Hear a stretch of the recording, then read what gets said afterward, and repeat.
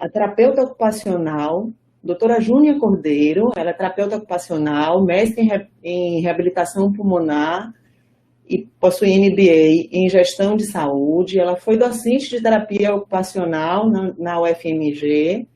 Ela foi fundadora do serviço de terapia ocupacional no Hospital Israelita Albert Einstein, atuando tanto na clínica quanto na gestão. Foi consultora interna de qualidade e segurança neste mesmo hospital. Atualmente, doutora Júnia é sócia consultora da Sistematize Funcionalidades, com foco na gestão em saúde e no desenvolvimento de pessoas. Ela ministra cursos livres e presta consultoria para terapeutas ocupacionais e para gestores na área da saúde. Doutora Júnia, é um prazer tê-la conosco. A palestra de doutora Júnia intitula-se Contexto Hospitalar, o uso de indicadores na prática da terapia ocupacional. Muito obrigada, doutora Júnia. A fala está franqueada, a sua pessoa. Ok, Adriana e comissão organizadora, muito obrigada por essa oportunidade. Estou simplesmente encantada com todas as apresentações que vi desde o início desta manhã. Gostaria de parabenizar a equipe do UPS, que realmente é surpreendida com o nível das apresentações, porque gestão da qualidade ainda na equipe multi é ainda um tabu, tem sido muito dificultoso em muitos hospitais. Eu fiquei muito encantada com a qualidade. Realmente, o hospital que tem gestão da qualidade é outro nível, é outra coisa. E dizer que a minha apresentação ela vem somar as demais, que vai ficar bem complementar. E, para começar, eu gostaria de dizer que, infelizmente, ainda na terapia ocupacional, esse tema ele é um tabu. Temos ouvido, eu tenho acompanhado profissionais do Brasil inteiro, instituições do Brasil inteiro, e o que a gente nota, terapeutas ocupacionais ainda perdidos nessa questão, a gente nota uma dificuldade na própria academia em ensinar o tema. Às vezes dizem que não existem indicadores em terapia ocupacional, que não é possível, que não se deve mensurar. Infelizmente, a gente ainda tem esse quadro. Então, a minha apresentação, ela é uma apresentação mais básica em termos de conceitos e também, em função da minha experiência, vou trazer alguns pontos críticos para a implementação. E aproveitando aí com a implantação a reabertura do curso de terapia ocupacional, a graduação na Bahia, esses novos profissionais já possam ser formados com esta diretriz e aprendendo a gestão da qualidade. Então, vamos lá. Nós vamos caminhar um pouco pelo cenário da gestão em saúde, o profissional assistencial e a gestão em saúde, o papel do terapeuta ocupacional no contexto hospitalar e as mensurações, os indicadores de terapia ocupacional em enfermaria, indicadores de terapia ocupacional em enfermarias, pontos críticos e conclusões, os meus contatos e as minhas mídias.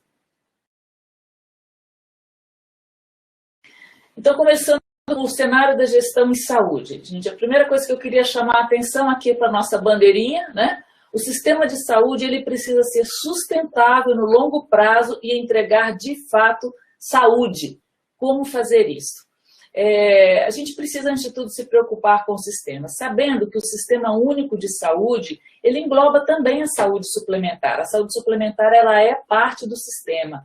Eu sei que temos terapeutas ocupacionais do Brasil inteiro nos assistindo, agora ou depois pela gravação, e muitos atuam em santas casas, que são de entidades privadas, mas que têm convênio com o SUS. Então, eles e aplicam também a saúde suplementar com os convênios.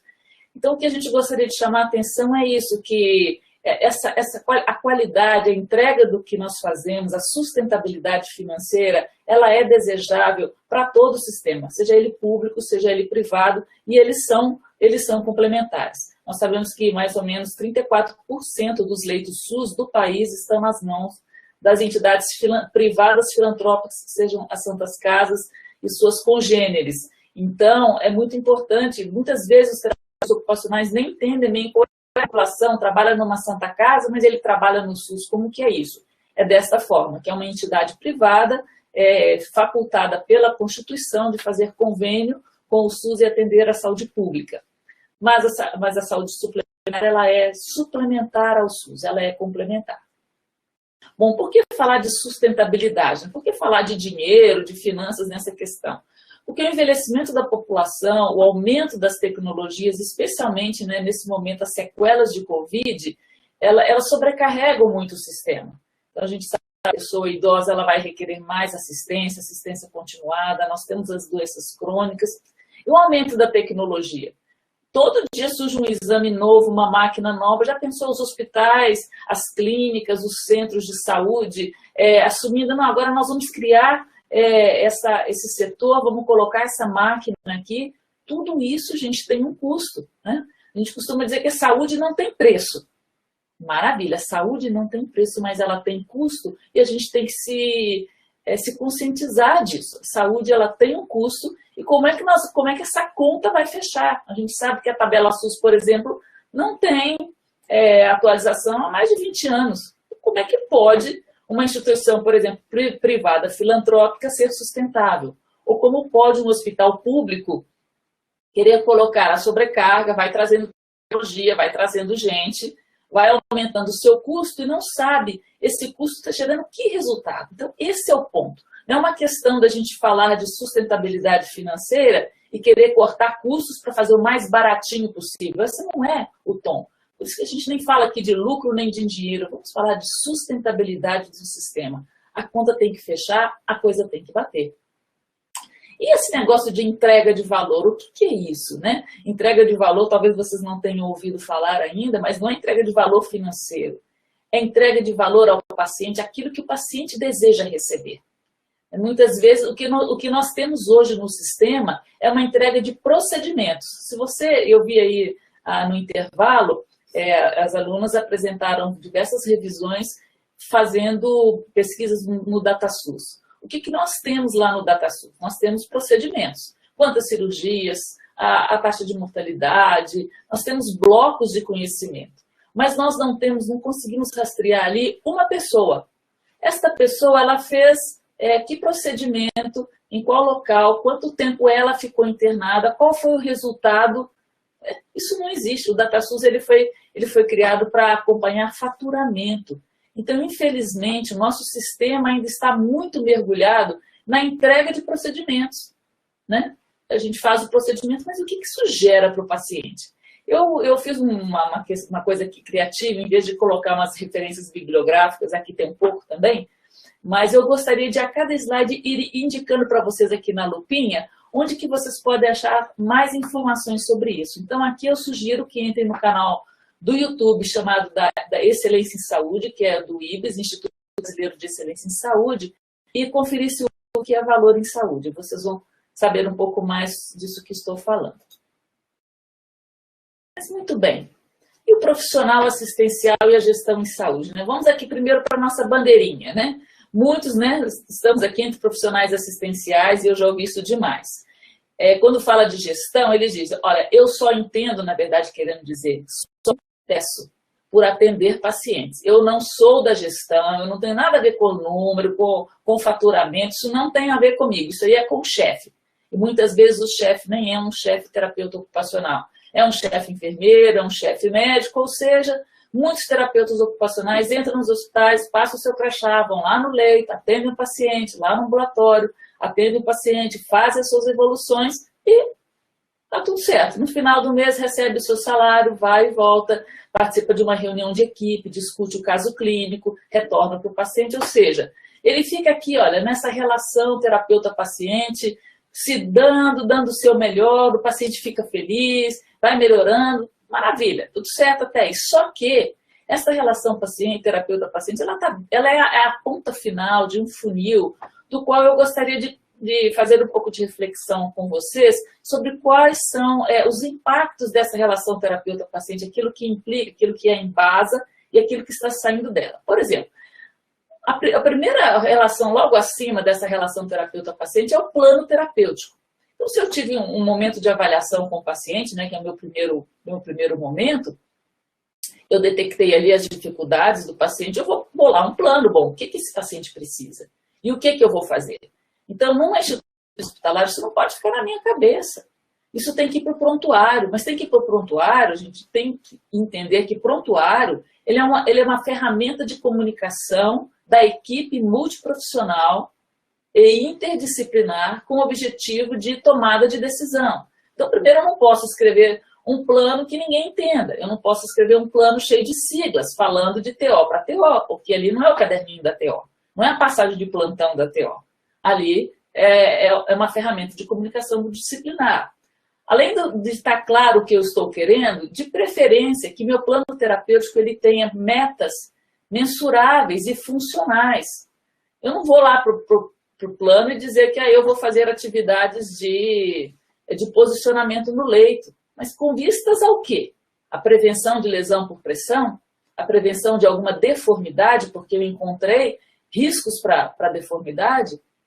Além de tudo, né, uma evolução bem feita de que se a pessoa está caminhando para esse plano que eu visualizei no começo, ou se foi em algum momento necessário mudar de rumo para o meu plano. E se o meu plano está aliado à conduta da equipe como um todo, é chamado plano terapêutico da equipe. Quando o médico internou ali o paciente, ele é o responsável, ele falou, olha, esse paciente vai entrar aqui, vamos pesquisar tal coisa, ele vai, se der isso, ele vai ser operado, e eu pretendo que ele fique aqui por 3 dias na UTI, depois ele vai sair, se der tudo certo, esse plano. Como que o terapeuta ocupacional encaixa o seu plano, a sua avaliação dentro desse contexto? Então, quando a gente fala de plano terapêutico mensurável e funcional, e que ele ofereça para a equipe alguma coisa que seja específica dele, que é o desempenho ocupacional, ainda que ele atue na estrutura e função corporal, como é que isso causa impacto na autonomia e na independência, a começar do autocuidado, que são as atividades mais básicas, né?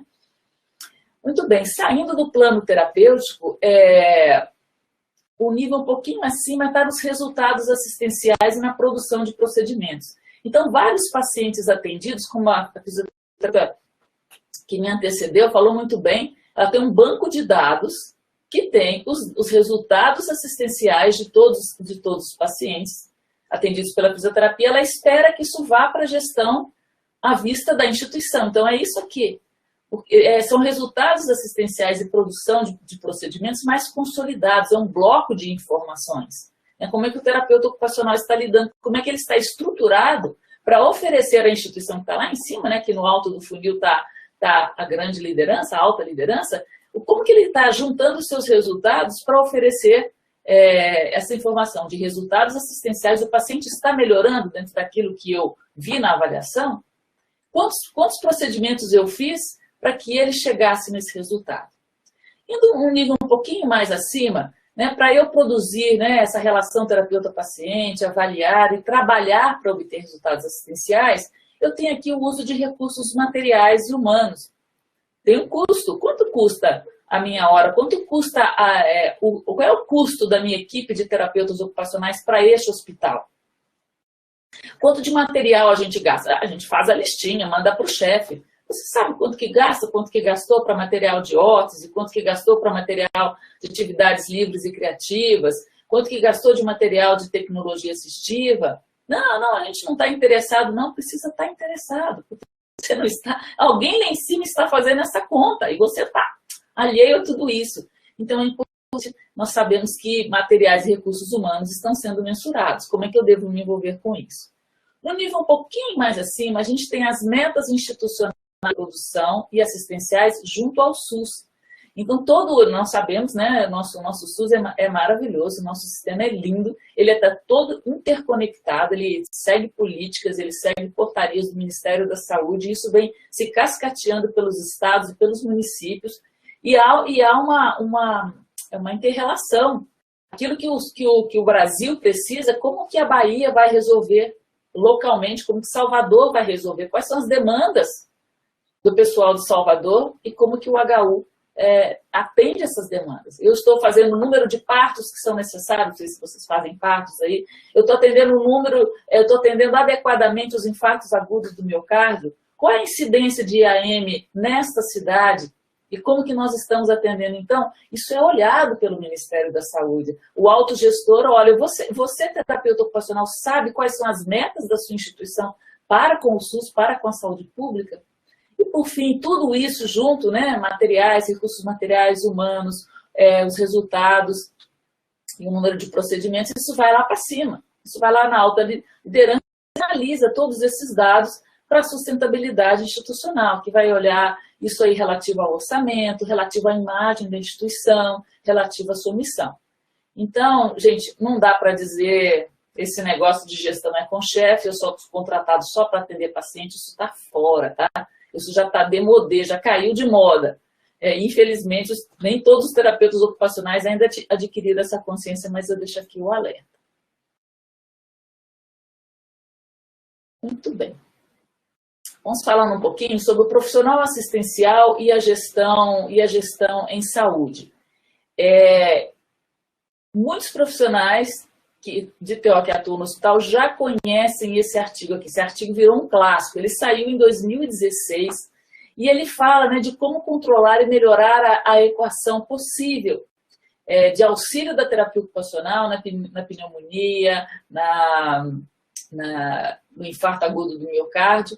Tá? O que foi esse artigo? O pessoal do Medicare, né, que é aquele nos Estados Unidos que atende os idosos e as pessoas com deficiência, administradores, fizeram um levantamento nos procedimentos, nos número de pacientes e acharam uma correlação positiva entre baixa taxa de readmissão desses pacientes com IAM e pneumonia, insuficiência cardíaca, de pacientes que foram atendidos pela terapia ocupacional. Olha que legal isso. Professora Júnia, desculpa interromper. A senhora poderia retirar o zoom, por favor, da apresentação? A senhora acha que acabou em algum momento dando um zoom. Ele fica isso. Obrigado. Sim, bom. Tudo bem agora, né? Sim, então, perfeito. Obrigada. A terapia ocupacional, qual foi a conclusão? Gente, isso é maravilhoso, né? Qual foi a conclusão desses autores? Que a terapia ocupacional coloca o foco imediato nas necessidades funcionais, ou seja, ocupacionais e sociais dos pacientes que, se não atendidos, leva a readmissão, o que é indesejável para o hospital.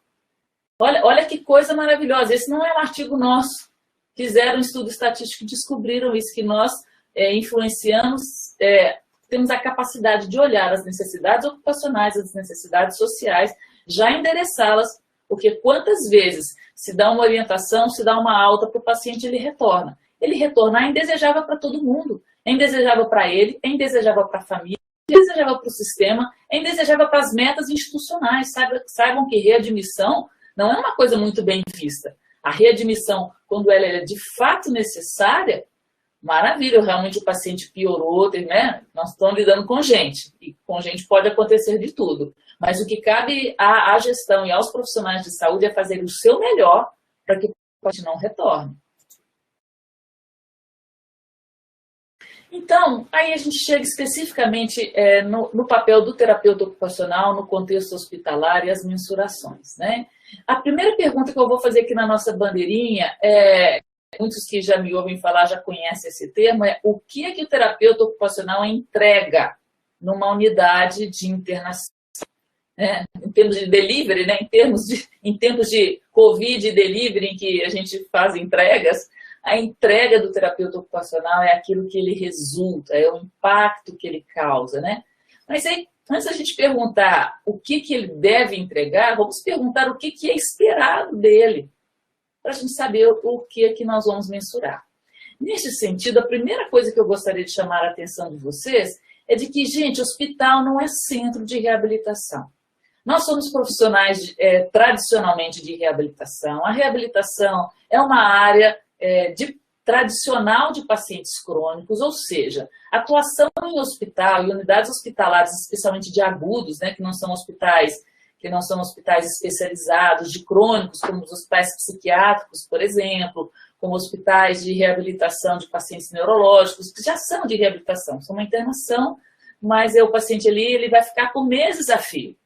Então, quando a gente fala de hospital geral, gente, terapeutas ocupacionais têm muita dificuldade nisso, porque a gente vem de toda uma tradição de tratar pacientes crônicos, de tratar pacientes por meses a fio, de conseguir conhecer todos os detalhes deles. De repente, a gente está a braços com um paciente que fica numa UTI por 3 dias. E aí? Qual é o papel do terapeuta ocupacional? O que ele vai mensurar? O que se espera dele? Então, esse é um grande complicômetro, né? Eu tenho acompanhado profissionais, muita gente perdida pelas UTIs.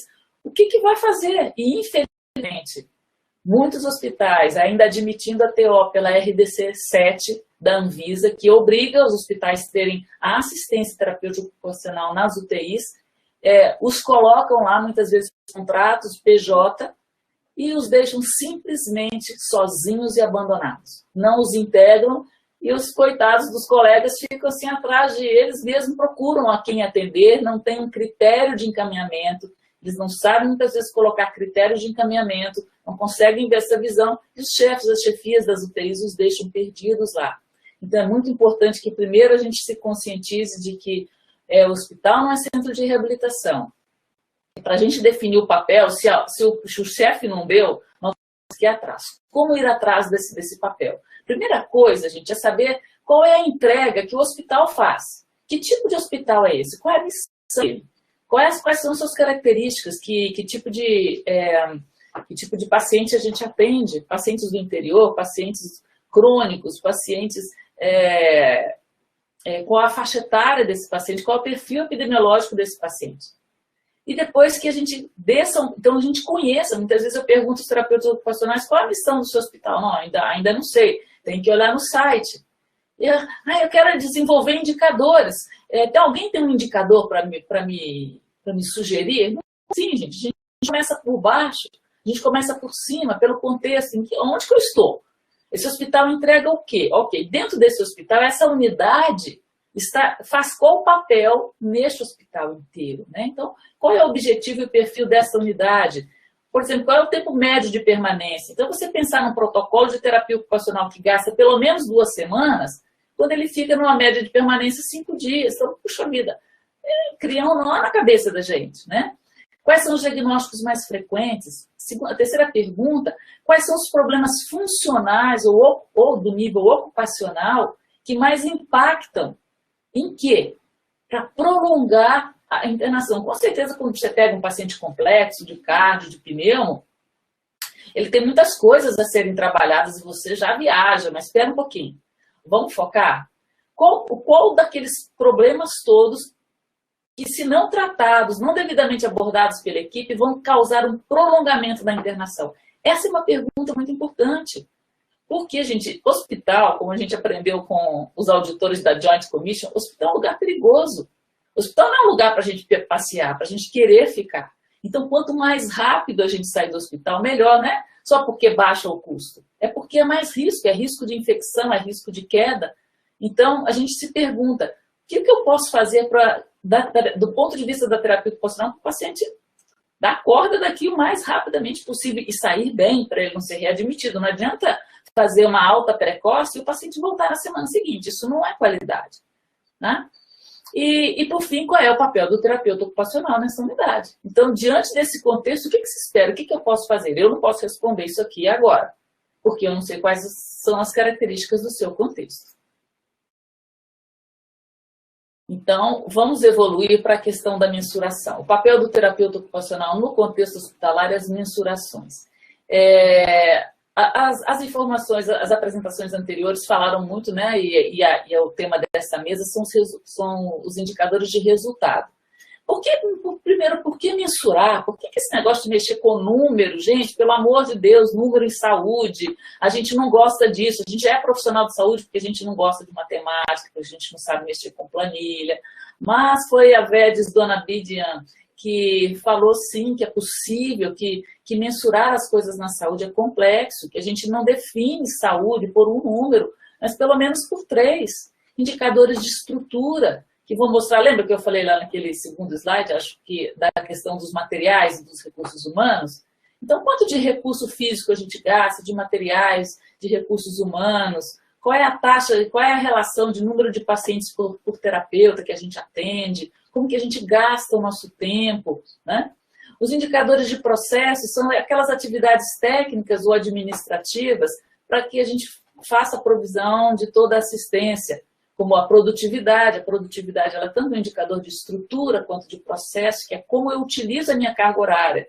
Ok? Fiquei aqui 120 horas mensais e fiz 120 atendimentos, eu fiz 240 atendimentos, um a cada meia hora. Isso é produtividade, né?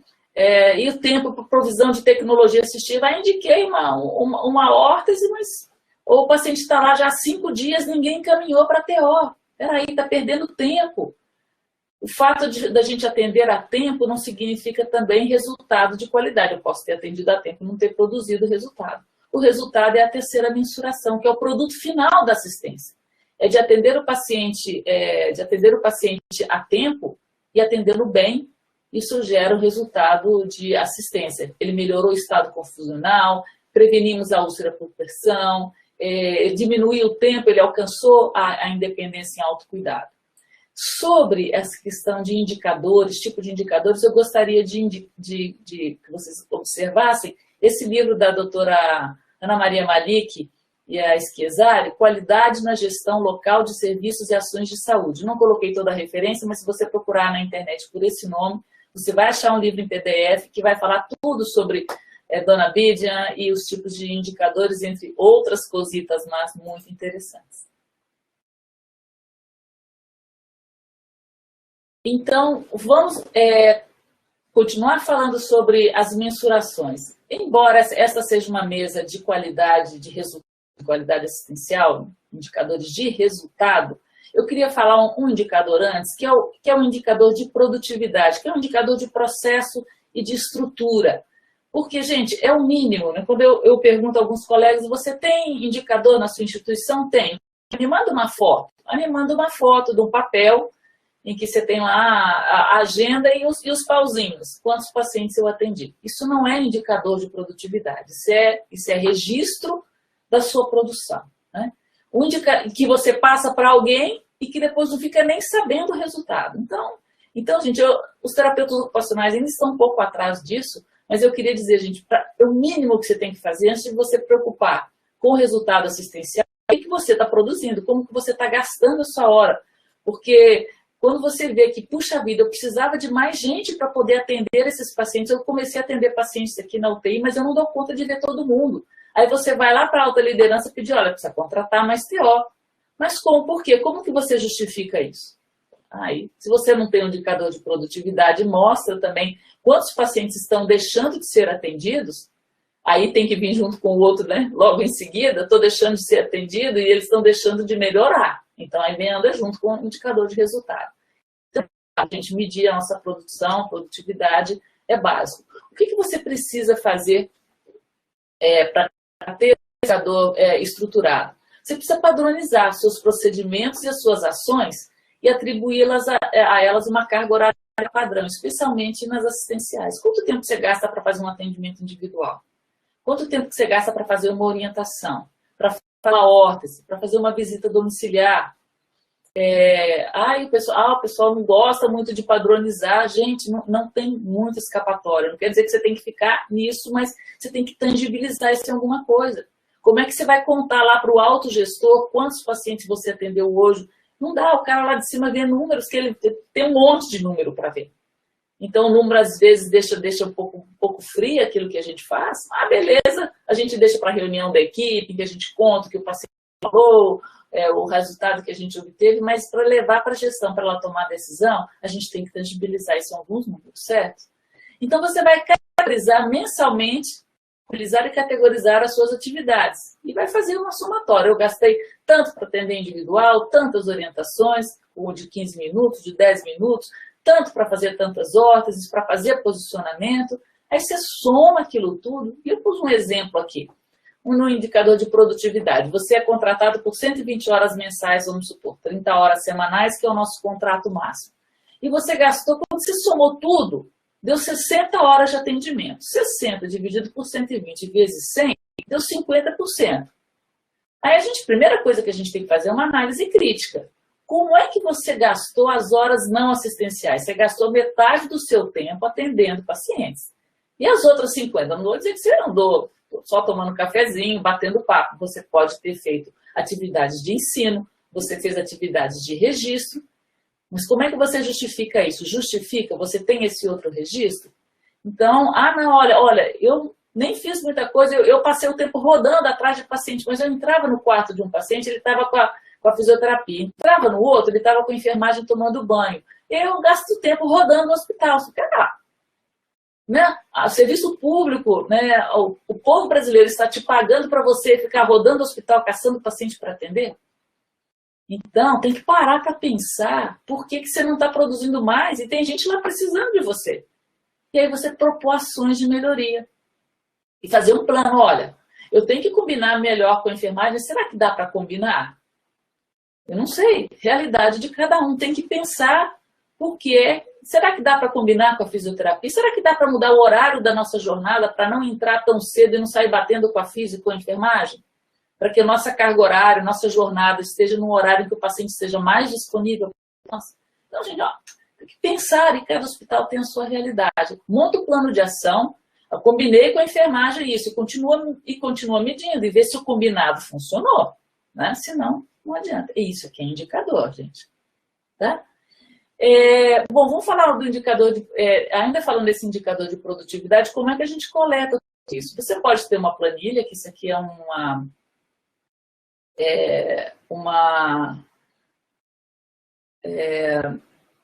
um exemplo de um hospital universitário.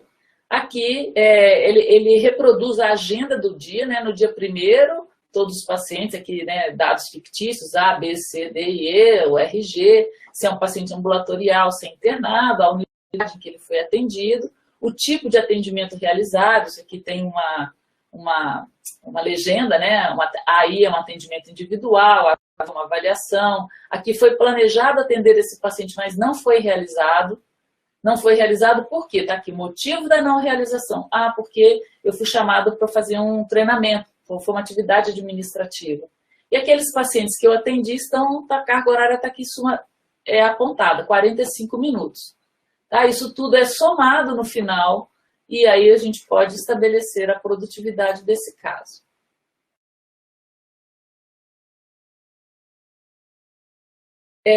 Vamos falar do indicador de eficiência. Eu trouxe esse exemplo aqui, e ele é vocês podem procurar também, Uniplus, Programa de Avaliação dos Prestadores de Serviço de Saúde. Ele, na verdade, ele é um indicador ambulatorial, mas eu trouxe mais para chamar a atenção de vocês para a montagem da ficha do indicador. Olha aqui, quando você vai estabelecer, o que você tem que pensar, né? Muita gente não sabe nem como pensar a montagem do indicador. Então, você começa pensando, primeiro, no domínio. Então, esse aqui é um indicador de efetividade assistencial, ou seja, um indicador de resultado. O conceito, o que é efetividade assistencial?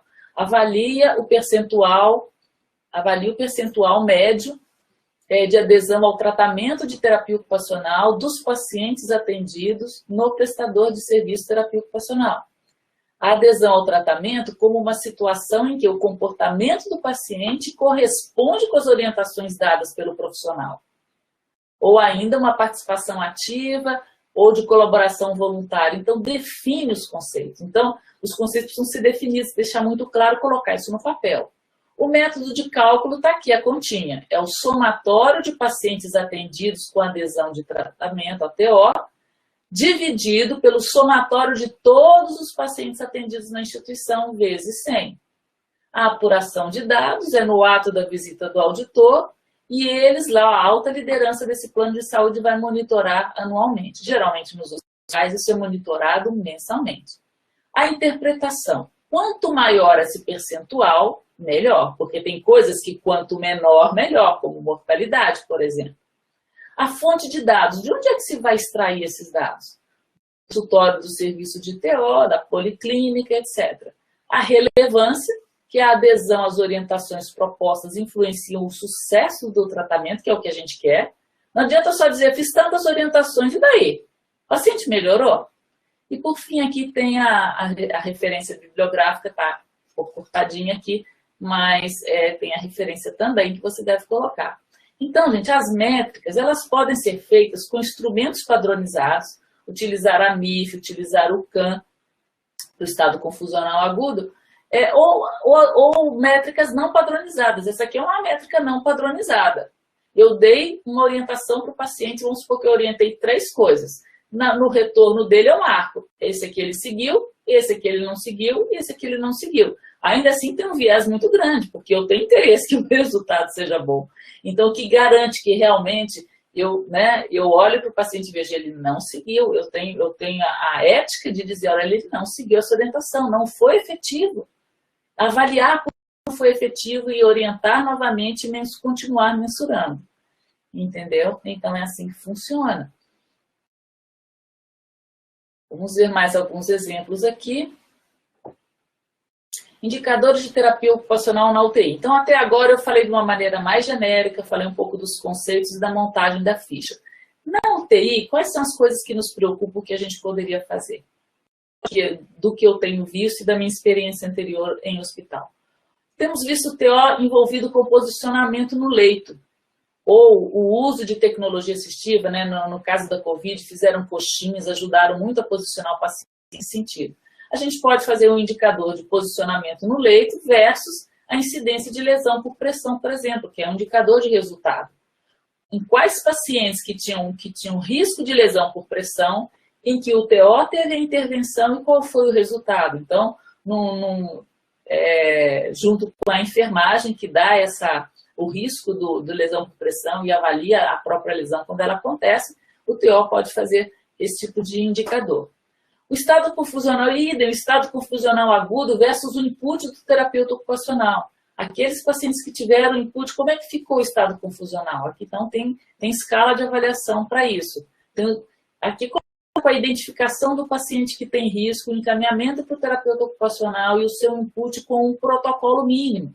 Como que se faz o protocolo? Tem que ir na literatura, olhar o que a literatura diz e ver qual é o fluxo do seu paciente, qual é a sua estrutura, quanto de gente você tem para poder atuar. E como a fisioterapeuta que me antecedeu disse, tem gente para poder recolher os dados todos direitinho? Né? O nível de consciência de pacientes comatosos versus o input do terapeuta ocupacional com estimulação sensorial. Também é um indicador de resultado. Pacientes comatosos, o TO pode fazer a estimulação sensorial. Quando é que eles acordam? Em quanto tempo eles acordam? Tudo isso tem que colocar no banco de dados para saber o resultado. Uma outra sugestão é a prevenção de deformidades e também o input do TO com a provisão de órteses e outros posicionadores são indicadores de resultado. A gente já vai caminhando para o final, falando agora de indicadores nas enfermarias. Aí o paciente fica um tempo um pouco maior, vão ficar conosco aqueles que acabam tendo alguma complicação, são pacientes com um perfil um pouco mais crônico. De novo, a gente pode fazer uma prevenção, especialmente nesses casos, a prevenção de deformidade, o input do TO com a órtese. O tempo médio de provisão de tecnologia assistiva, se você indicou uma órtese, uma cadeira de rodas, uma cadeira de banho, quanto tempo gasta da prescrição até a entrega ao indicador de processo? A satisfação do paciente e da família com o serviço de TO. Bom, fica fácil de fazer num consultório, né? Mas aí no hospital vocês vão ter que ir lá falar com o pessoal do serviço de atendimento ao usuário para que inclua na pesquisa do hospital o terapeuta ocupacional. Você ficou satisfeito com o atendimento do TO? Sim, não, por quê?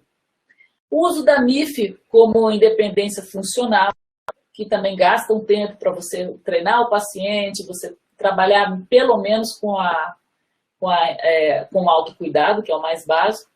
Uma outra sugestão é a frequência na brinquedoteca. O hospital gastou dinheiro, montou a brinquedoteca, o TO dirige a brinquedoteca, por exemplo. Quantos pacientes frequentam ali? Pode ser uma forma de ver um indicador de estrutura, que é a utilização de uma área física, que é a brinquedoteca, como um indicador de processo. Quantas crianças a gente consegue tirar do leito e levar para lá? Não quer dizer que elas melhoraram, entende? Então, não é um indicador de resultado.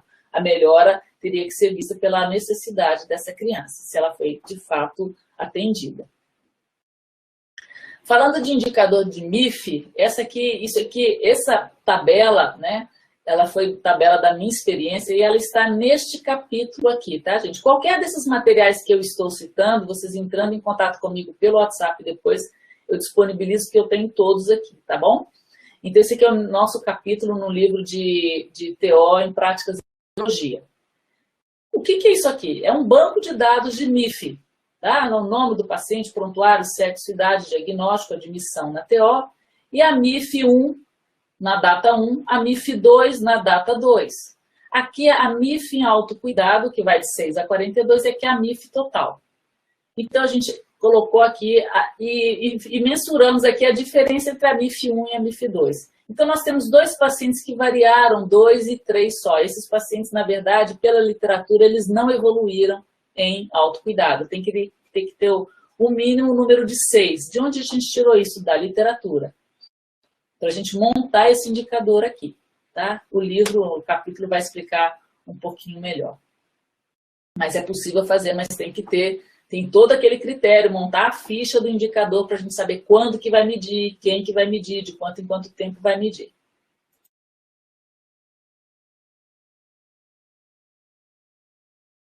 Então, chegando aos nossos pontos críticos e conclusão, gostaria de chamar a atenção de vocês para o seguinte. Para montar indicador, gente, a primeira coisa a fazer é mapear o fluxo do processo.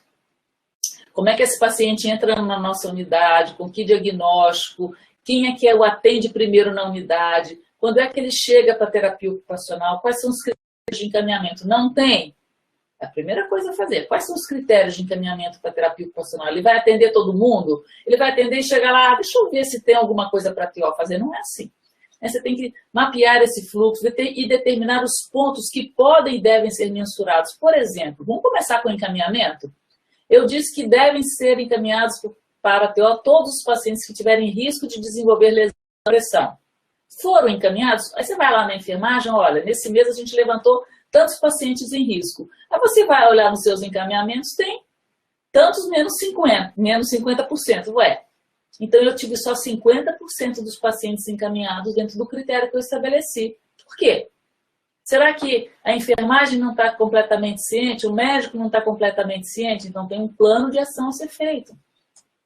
Quantos pacientes são encaminhados corretamente? Às vezes você colocou o critério de encaminhamento, mas chegou o paciente errado. Então, você vai mapeando, que é isso aí só para dizer do ponto, fluxo, encaminhamento.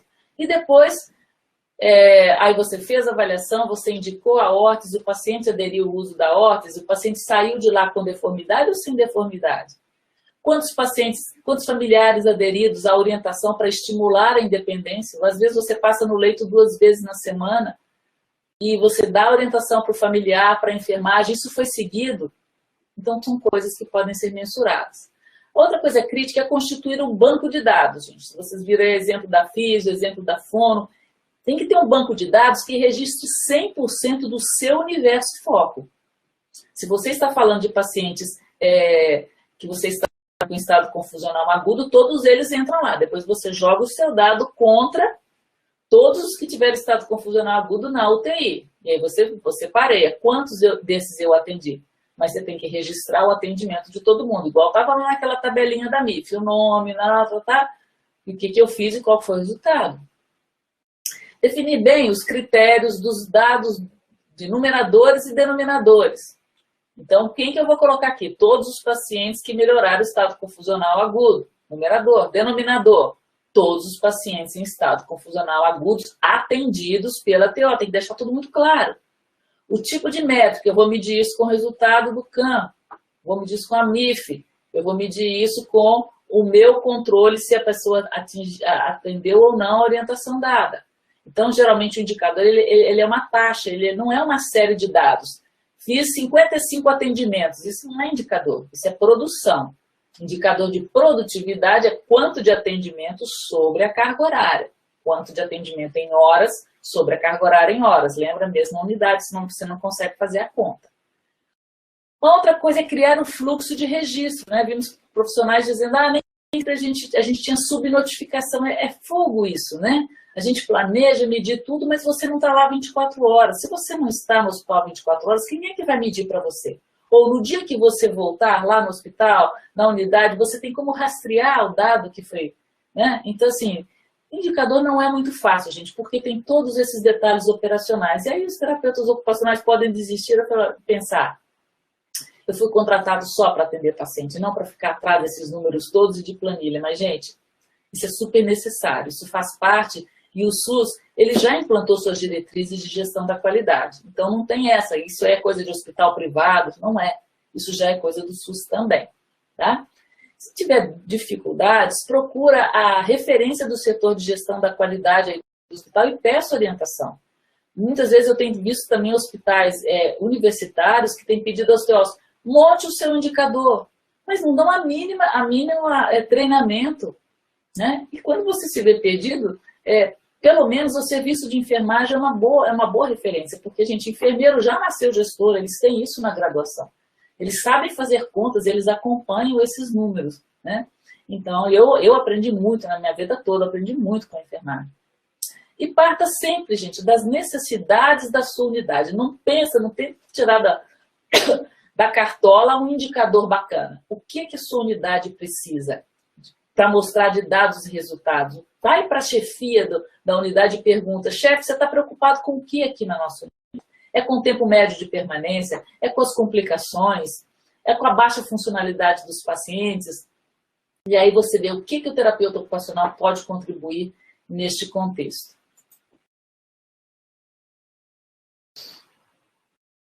Eu gostaria de deixar para vocês que vocês estudem. Tem muito material na internet. Eu sugiro os vídeos do IBS, tem bastante coisa. Não tem vídeo de terapeuta ocupacional lá, mas vocês vão ter que ouvir e fazer a releitura, né? Esse é um assunto ainda novo para a terapia ocupacional, então nós temos que ouvir as outras áreas e nos colocar no lugar. E também nós temos literatura nacional e estrangeira. Dei uma olhadinha na internet, achei esse livro aqui. Não conheço, né, mas dirigindo e gerenciando serviços de terapia ocupacional com abordagem baseada em evidência. Esse aqui é o livro que tem o meu capítulo, e eu também tenho um capítulo aqui, e a IB Cudo, aqui do Instituto da Criança, do HC da USP, também tem um capítulo muito bom de gestão aqui, que vale a pena ver, gestão com indicadores de todas as áreas. E por fim, queria deixar aqui que eu sou apaixonada por indicadores, gente. O meu coração dói quando eu vejo terapeutas ocupacionais não sabendo medir, achando que não devem fazer. Então, isso é uma coisa que essa paixão eu espero ter passado para vocês, pelo menos uma sementinha que ela possa germinar no coração de vocês. E por fim, eu deixo aqui os meus contatos, né? Eu atendo as organizações de saúde, atendo profissionais também não terapeutas ocupacionais por meio aqui da minha empresa, Sistematize. E para os terapeutas ocupacionais, um carinho muito especial, né? Eu tenho aqui a minha marca para TOs. Essas são as minhas mídias. Vocês podem fotografar, entrar em contato comigo e vamos conversar sobre isso e o que nós podemos fazer para ajudar vocês. É isso, gente, a minha apresentação. Muito obrigada pela atenção.